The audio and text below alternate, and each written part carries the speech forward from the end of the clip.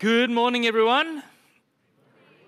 It's so good to have you all here with us today as we continue a really special series. A series in which we are asking God, how do you want us to make space in our heart for the things that are important to you? But also, how do you want us as a church to make space for the things that are important to you?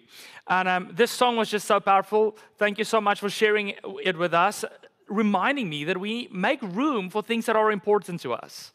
And these things that we are talking about in the next 4 weeks are things that we believe are really important to us as a church. If you missed last week, the start of the series, you can go and catch up. But last week we said we believe as a church that we should always be making space for more people so that more people can encounter the love of Jesus.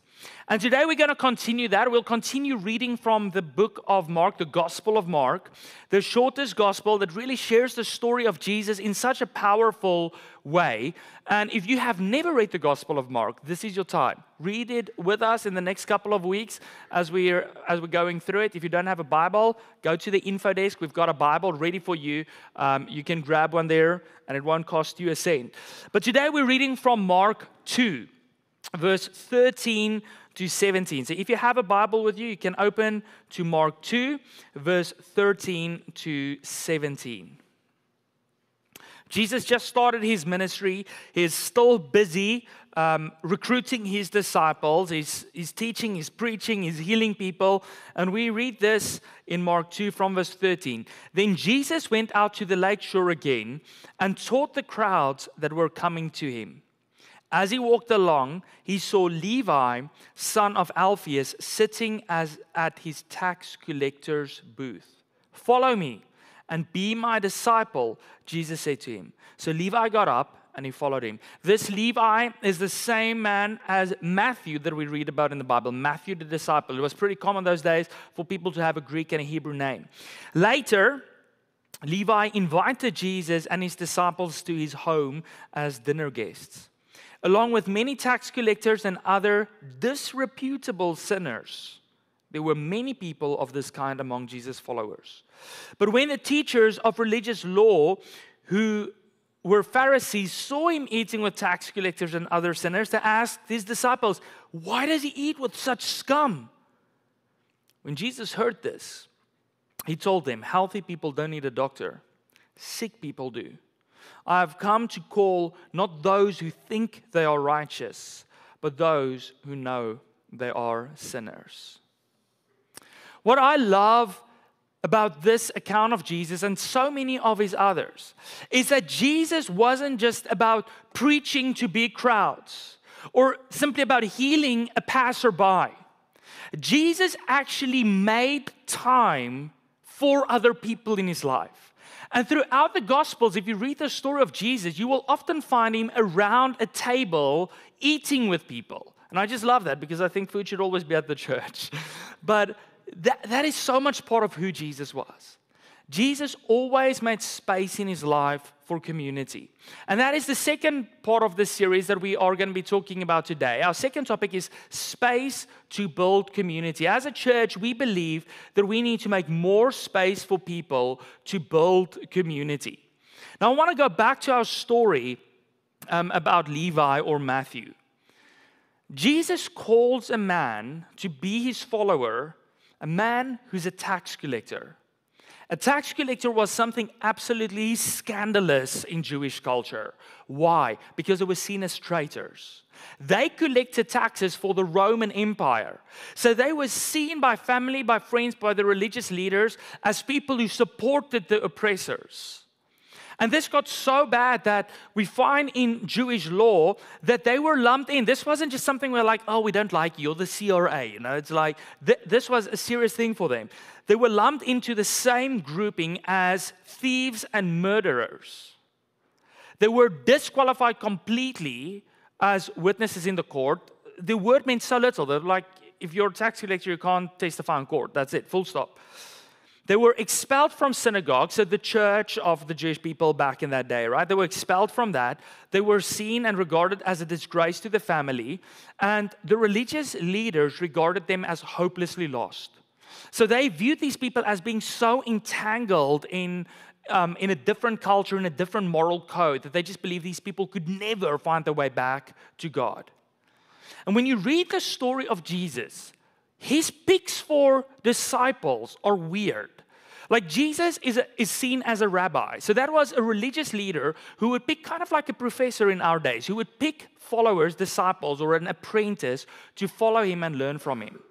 So normally what rabbis would do is they would pick the best students, the guys who knew the Torah by heart, the Old Testament, the young men who showed real interest to become religious leaders. But Jesus, when he first calls people, who do he call? Fishermen. Not well-educated people. And that was already surprising to the religious elite that watched Jesus and his ministry. But when Jesus calls Levi a tax collector, it's not surprising. It is plain scandalous. It is like, what is Jesus doing? And I think about our world today. And I think about the church. And I'm like, when we view people around us, who do we, as religious people, if you call yourself a Christian, who do we view as the tax collectors of our day? What does other churches say when they see people who live differently to us? And maybe you view someone as a tax collector, someone who has no hope, as someone who's addicted to something. Maybe it's someone with a bad past. Maybe it's someone full of tattoos and piercings. Maybe it's someone that just won't. You keep telling them you can't do these things, it's wrong, and they keep doing it. They are a sinful person. I don't know what your definition of a tax collector is. But Jesus looks at people, and what we often do is when we see someone, we immediately attach a label to them. Either we do it or they do it from themselves. And that's what we see, right? We see this scandalous person. But when Jesus looks at Levi, he doesn't see his labels that society hung around his neck. Jesus sees the person that God created Levi to be. And by calling Levi, Jesus shows us that no one is ever too far gone to be part of God's family. What is so beautiful to me about this story is that Jesus doesn't just tell Levi to follow him and then he instructs him and teaches him. Jesus actually chooses to include Levi into his community. And I want to show you something this morning. And for the guys on camera, I have to just go off camera for a little bit here. But Jesus, right after he calls Levi, we see a little while later, Jesus decides to join Levi around a table. And this to us, if you think of your family, you might be like, that's not so weird. That's pretty normal. Because it's your family, right? We set our places at a table. A lot of us don't even eat at our tables anymore because we do it at TV. But we sit at our tables and we eat together and we think this is pretty normal. It is normal for your family, isn't it? But it's not normal for strangers, and neither was this for Jesus.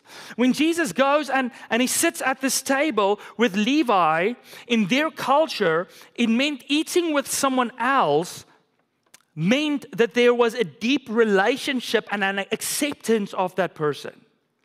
So Jesus shows with being around the table that he's accepting Levi. But here's the thing that gets crazier. The religious leaders are looking at this and they're already upset, but then Jesus does something else that we read in the story.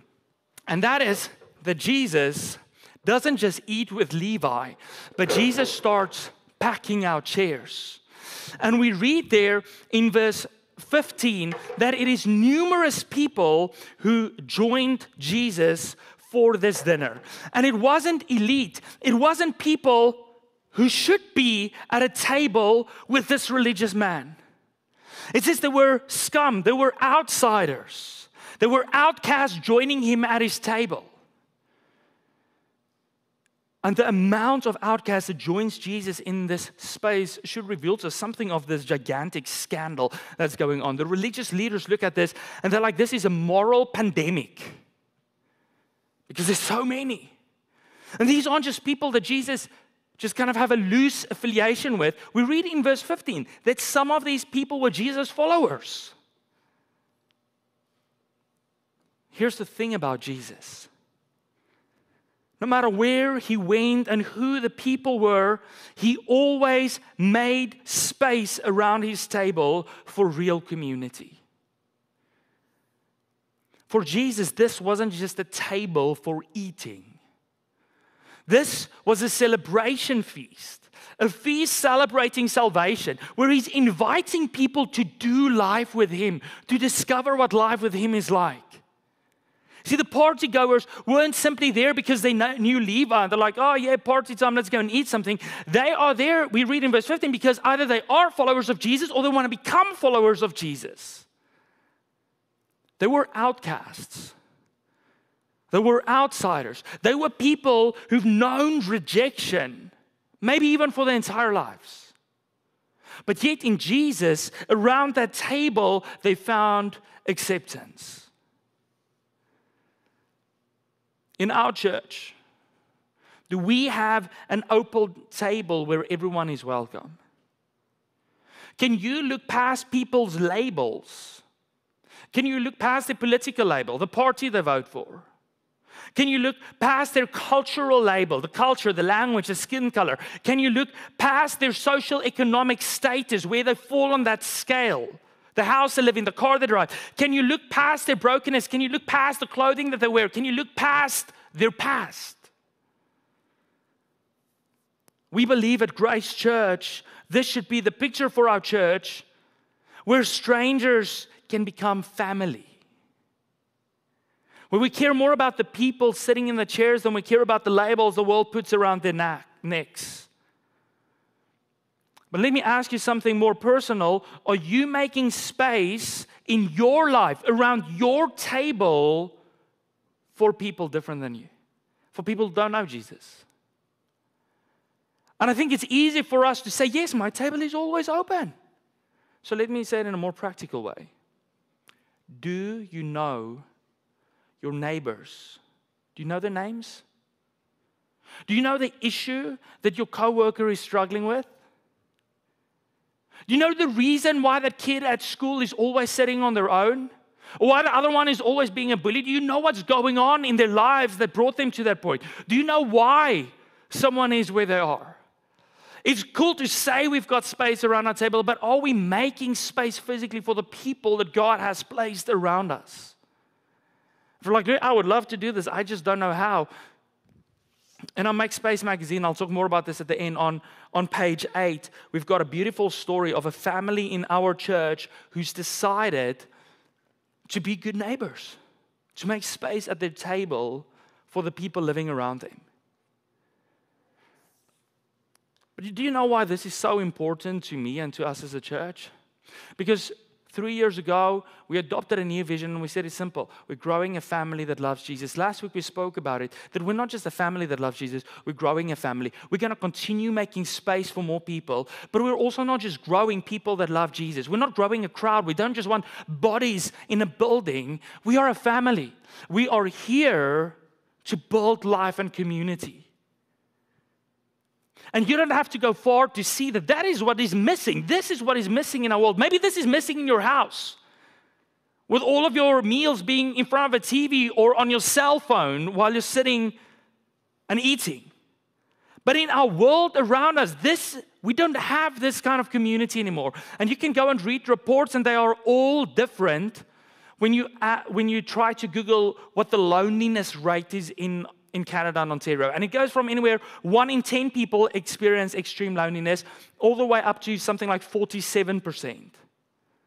But one of the reports that I read that I think seems pretty in the middle, said that 24% of Ontarians report experiencing loneliness regularly. Guys, and I do not need to read a stat to know that this is a crisis in our world. I'm an immigrant, and I was lucky enough 3 years ago to walk into a community that chose to love us even before we arrived there, or at least most people chose to love us. But for a lot of people, that's not true. And it breaks my heart when I read on these Facebook groups and things that I'm on, where people say like, hey, what's life in Canada like? And people are like, oh, don't come, you will never fit in here. You will never make friends here. It breaks my heart when I read about people going back to worse conditions that they try to escape because they cannot build community here. We are the most connected people that has ever lived on the face of the earth. Through technology, through cell phones and Zoom and video calling and texting and social media, we are so connected. This is the most people that has ever lived at one point in time on planet Earth. Yet, we are the loneliest generations to have ever been on this world. I'm like, how does that work? Longer work days, working from home, over busyness, easy access to technology and to entertainment has made it harder and harder for people to develop in-person relationships. But people, I believe, are craving authentic belonging in a lonely and polarized society. I do believe that. And we see it even in our church. That people came here because they were craving community. But I want to go back to a number that I spoke about last week. Because sometimes it feels like, oh, we're talking about someone somewhere out there, right? It doesn't affect me. Within a 20-minute drive from our church, there's 200,000 people. If we work with that 24% number, that means that there are 48,000 people experiencing loneliness regularly. People surrounded by 150,000 people around them, and they are lonely, and they're longing for community. Where do they go? Where do they go to find community? And I believe it's time for the church to stand in that gap and to make space for people to feel known, loved, and cared for. This is what our church is about. And this is what the church has always been about. The church has always, whether you read the New Testament or some ancient Greek literature, the church was known for its hospitality. The church was known for community. The church was known for the way it took care of strangers. In the Spanish influenza, when people were sick and dying in their houses and no one would go in there to take care of them, the church put on masks and went into those houses and often died trying to help others. That's the church. You read in the Bible about us. And they weren't just a crowd watching a sermon. They referred to each other as brother and sister. It is the closest tie that you can have with someone, is family. And that's how they viewed each other. But the Pharisees object. They're like, why would Jesus eat with these people? Because when you were physically unclean, when there was something wrong with you that the Jews viewed as unclean, and you came into contact with someone that's unclean, you were now unclean suddenly. So you couldn't do service in the temple anymore if you were a priest or a Levite. If you were an average Joe, you couldn't go into the temple if you're unclean. And all of these people were morally unclean. And they're like, why is Jesus packing our chairs? We need to pack them back up. Jesus shouldn't be eating with them. Because being in the presence of morally unclean people means that Jesus is going to be morally unclean. The Pharisees wanted to keep the table small. They wanted to keep it comfortable, exclusive. But then Jesus goes like, no. And Jesus just takes the chairs and he packs them back out. And he's like, at my table, there's always space for more people.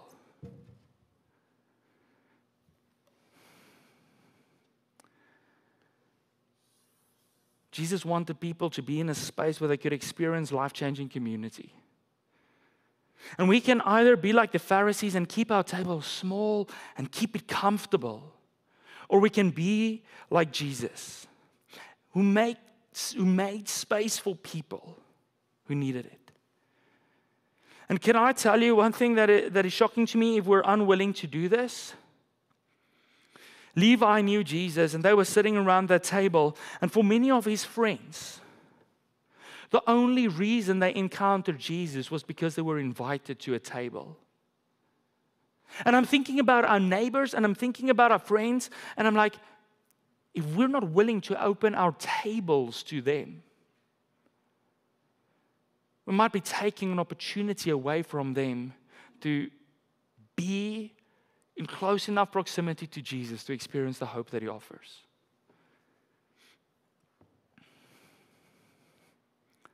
for so many people, the path to believing starts at belonging.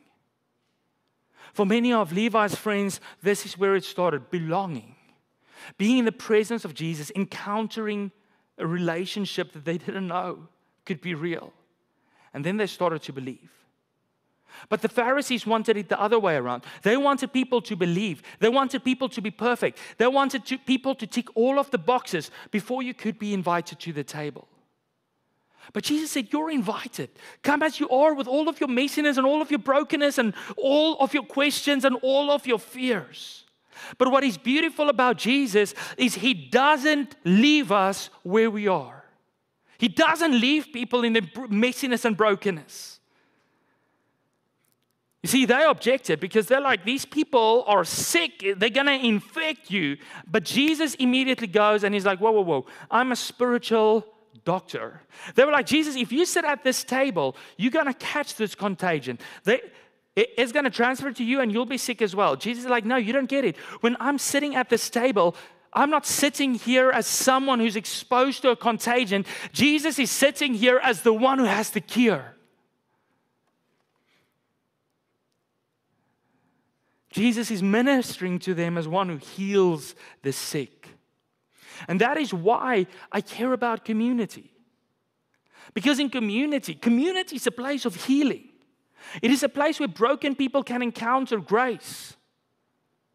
And it's sad to me that for so long the church has been seen not as a place of community and a place where you experience grace, but the church is often seen as a place where people experience judgment.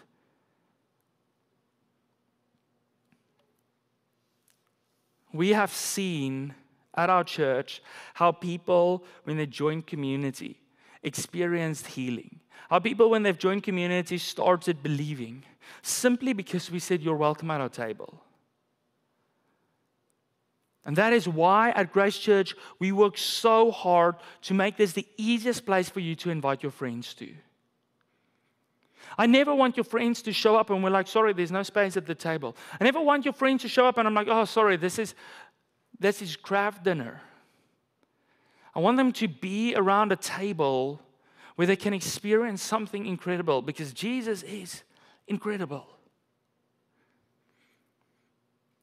And it's not just me saying it. It's not just me saying that community is a place of healing, a place where people can experience grace. Secular research is telling us that spiritual community is good for us. For years, there's been research done on the effect of religious community on people's lives.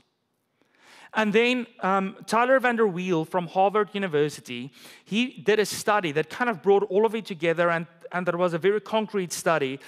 And this is what he wrote about being part of a religious community, okay? He says, participation in religious services is associated with numerous aspects of human flourishing, including happiness, life satisfaction, mental and physical health, meaning and purpose, character and virtue, and close social relationships. He said, attending religious services at least weekly. So not only when there's no ice or no snow outside, or only when I feel like it. It's like attending it at least weekly is associated, hear this, with 25 to 35% reduced mortality over 10 to 15 years. This is secular guys telling us there is value in what we have here. And we wonder, why is there so much moral decay in our world? Why are mental health issues just spiking through the roof? Why are people so lonely? Why do people feel like they have no purpose? I'm like, because they don't have spiritual community. That's why. And the lack of this kind of community, of real community and accountability, stunts our growth. It stunts us relationally and emotionally and spiritually. That's why Jesus created space at His table.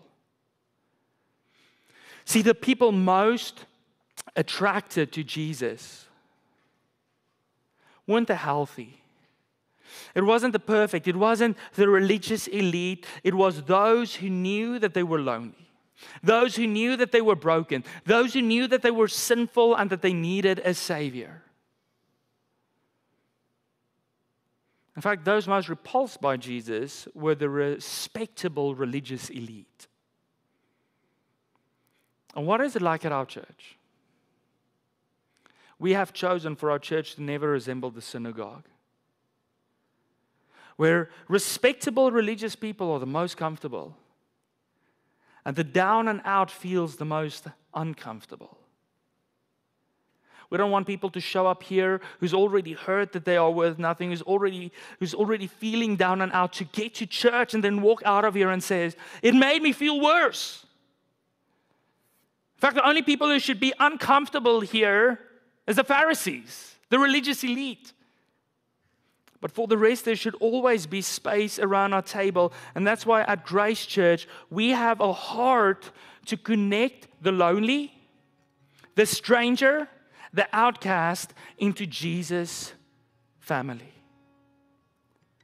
We're not about crowds or just having a room full of people. We don't want a room full of anonymous numbers. We're about authentic community, about family. Because we believe that family is the best vessel for growth and for life change.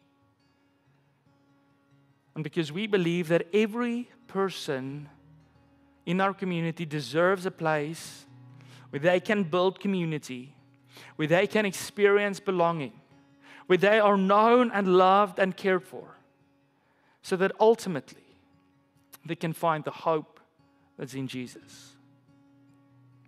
Jesus didn't just preach at people, He made space in His life for them. He built community with those who shouldn't have been around the table, with the outcast and the rejected.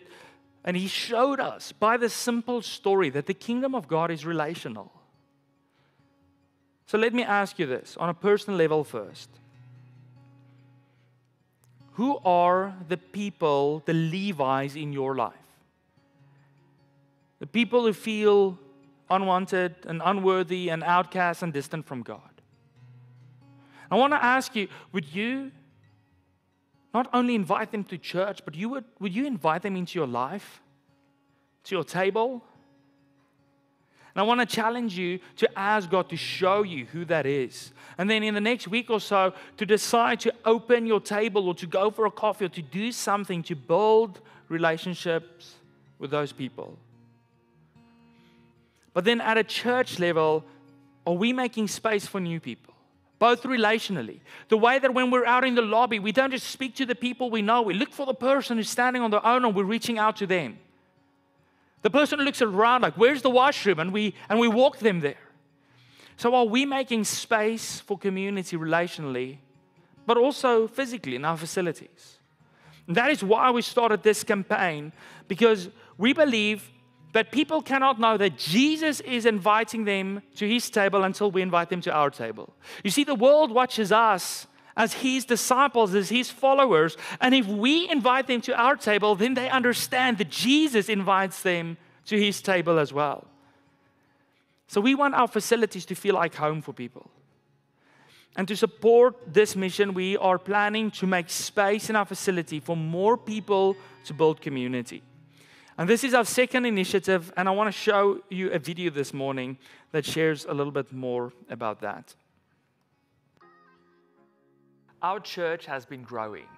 Over the past 3 years, we've seen a 64% growth in our average Sunday attendance. Many people come in and out of our building on a Sunday, and new visitors who've completed a connection card, 725 people over those 3 years. We've seen so many baptisms and heard stories of life transformation. And as we reach more and more people with little to no Christian background, it is important for us to have spaces that can be used beyond the Sunday service. Sadly, we don't really have a lot of spaces like that in our current facilities. In this space behind me, we'll create multi-use rooms that can accommodate anywhere from 6 people in a boardroom to 100 people in a mid-size auditorium. Things like Alpha, where you can explore your faith, or 12-step Christianity that helps people with addiction, will all take place here. our Next Steps classes that help people engage with our church and with their faith will also be hosted in these rooms. Win, can you share with us why Next Steps is so crucial for new guests at Grace?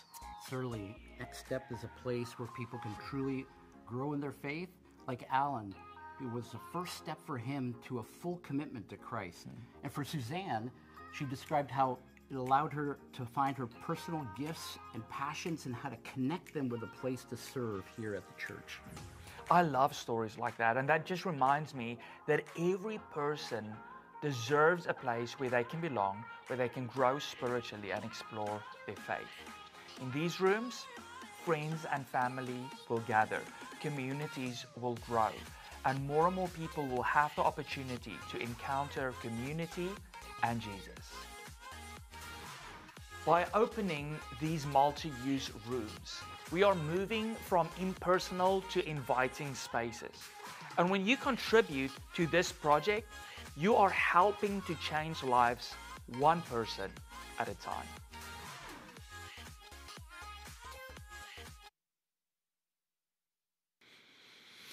We've shared last week our first initiative as well about creating opening new kids and youth spaces, because we believe that the next generation is crucial to our mission as a church. We want to create spaces where every kid and every teenager can develop a passionate faith in Jesus that lasts a lifetime, of faith that they want to share with their friends. We also, next week, will share a little bit more about our other initiatives, opening more office space as our church is growing so that we can create collaborative space where our ministries can flourish in. And we also want to make the place more accessible by adding a lift, because we don't want people to not be able to encounter this life-changing relationship with Jesus simply because they physically cannot get into our building. So that's some of the changes that we are making to about 9,000 square feet of basement space. And what are we talking about? We have to raise, in order to do all of this, about $1.6 million above and beyond our regular giving over a period of 2 years. And that number seems big. Just this past weekend, Friday to Saturday, for 24 hours, we prayed for our community. We prayed for this church, for this campaign. And I believe if we remain on our knees, this is possible. And this might seem big, but this is what it breaks down to. And I want to show you some steps. But it means that everyone has to sacrifice something. This is not about equal giving where we're all giving the same amount, but it's about equal sacrifice where we each say, what can I give in order to make space for others? So for some, it might mean to give $150,000 over 2 years. For someone else, for 30 people or so, it might mean giving $15,000 over 2 years. For someone else, it might mean to give $1,500 over 2 years. And when you break it down like this, you realize that if we all pull together, this is doable. And that $1,500 is probably, that's like $74 a month. That's probably less than your coffee budget. And just this week, I heard stories of parents that said like, hey, we were driving home and the kids are like, Mama, you're going to stop buying Starbucks coffee. And so I love it. Thank you for the teens who's taking this serious and challenging their parents. But at the end of the day, we can do this if we're all in it together. So please pray how God wants to use you in this. Talk with your family about what you can sacrifice together. When our staff and our elders pledged because we believe we go first, it's a biblical principle, it was a prayer thing for all of us. And one of our staff members was planning to renovate the bathroom and said, we're going to put a hold on it because it's more important to create space here for people than to change our washroom.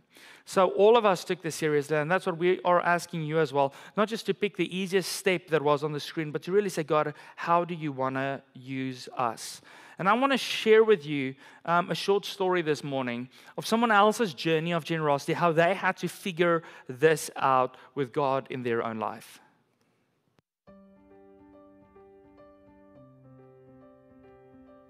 Hello everyone, my name's Jerry Harper and I'm married to my husband Greg. We are retired empty nesters and doting grandparents. We've been attending Grace Church for 3 years now and have been so encouraged over this time to see our church grow. For us it's been wonderful forging new friendships through attending Grace groups, seeing the children's ministry expand and being able to grow from one service to 2 on a Sunday morning. It is an exciting time to be at Grace and to witness how God is going to grow this church to be a bright light for Jesus in this community. I was brought up in a Christian home where giving to the church was as automatic as breathing. My parents encouraged my brother and me to give a portion of our pocket money to the kids' ministry at the church. I remember protesting vehemently, even offering to not go to Sunday school so I wouldn't have to part with any of my money. I grudgingly acquiesced, but am now grateful for that encouragement at such an early age. Greg wasn't brought up in a family that attended church regularly, so tithing was somewhat of a struggle at first for him. Loving Jesus and having a relationship with him changes everything. As Greg and I came to a place of complete surrender to God, we found that act of surrender covered every facet of our lives. When we submit our will to him, he guides us along the path he has set for us. When we come before him with our daily struggles and the inevitable bumps in the road, he holds us up and helps us to climb the mountains. By giving generously of our finances, it's another way we can show our love for him, our worship to him, and our gratitude for his unending grace towards us. Our fears turn into faith. Greg and I both love Grace Church and are excited to see God's plan to expand the ministry. Each one of us who call Grace home has the opportunity to be part of the project by praying extravagantly and by giving generously. God has proven over and over to Greg and to me that when we honor God with our financial gifts, he honors us right back in so many different ways. It's such a privilege to be a small part of God's big picture for Grace Church and to be part of the future, changing people's lives in our community. Thank you to Jerry for sharing that story. And this is not just something that they are saying about their finances, but when I got to know her, for those of you who don't know, we've been praying for her because she's got stage 4 cancer. As she's sitting there, she's got a fractured spine. And yet when you say, like, who's cooking a meal for Alpha, Jerry's always like, I'm there. And she's standing and she's serving people. So this is really her heart. And I hope that this inspires you to say, how can I embrace generosity with my entire life, with my table, with my hands, and also with my finances? So what we are asking of you, if you call Grace Church home, please pledge on or before the 13th of April. That will be the final Sunday of this series. And when you pledge and you share with us what you are planning to give over 2 years, what you're trusting God for, it helps our leadership to determine how fast can we move, when can we do what. So without those pledges, that's impossible for us. So please, on your seat, there's a barcode that you can scan, click on pledge, or go to our Special Makespace webpage, gracechurch.ca/makespace, and you will find all the details there with the pledge form as well. And once you are ready to make a donation, all of our regular giving options that's on our website, or even here at the back, we've got e-giving and we've got cash giving. All of that is available. All you need to do is just use the reference Makespace so that our finance team knows where to send the donations. But I'm so excited to see how God will connect people and change lives through all of this. Can I just pray for us? Jesus, thank you that you have a heart for people. That you don't just preach at us, but that you invite us into a life-giving relationship with you. And I pray, Jesus, that our hearts would make space for other people as well. That we would invite people to our table, that we would invite people into our lives. So that through us, that they can see something of the living God. That they can see your hand reaching out to them. I pray that you would use us. I pray that you would bless this church with many new faces. People who are lonely, broken, the outcasts. That you would bless us with hearts that receive them in absolute love. Pray in Jesus' name. Amen. Before we end today, we've got some Makespace goodies for you. If you weren't here last week, we've got a magazine at the back. And everything you need to know about this campaign is in that magazine. And if you have any questions, there's some frequently asked questions in the back. So some of the questions that you might want to ask, it might already be answered. So go and read through that. But in order to get this magazine, we ask two things first. At the back, you will see the MakeSpace backdrops. Stand in front of it. They're going to take a Polaroid picture of you. And that picture is going to go on your fridge with our MakeSpace magazine, a magnet, and that's going to remind you that this is not a Louis thing, this is not an elders thing of Grace Church, this is a us thing. I am part of making space. So get your Polaroid there, and then there's a competition time as well, and it helps us to spread the word about what we're doing. So take a picture of your picture with the magnet that's against your fridge. Post it to social media. Stories are great, but feeds are better. We might miss it in a story. And then use the hashtag #ImMakingSpace and tag us Grace Church Fam in the caption. And not only do you help to spread the word, but you can win a $250 night out on Main Street to eat and to have some dessert and things. So please help us to spread the word. And if you're giving up some entertainment money to help with this campaign, you might just be the lucky one to get a $250 night out. But if you want to go for the photo, please line up on the sides. If you want to first get your children, go out the middle, grab your children, come back. The auditorium will remain open, so you can come back for that. But this is it. As we go out, pray that God would help you to make space around your table for those who need it. Can you stand with me, and I want to pray God's blessing over you. Jesus, I pray that this week you would bless us with opportunities to share your love with people around us. I pray that you would open our eyes to see them. I pray that you would fill us with grace towards them. And I pray that through our simple interactions with the people around us, that they will find Jesus. We pray it in your name alone, and we all say, Amen.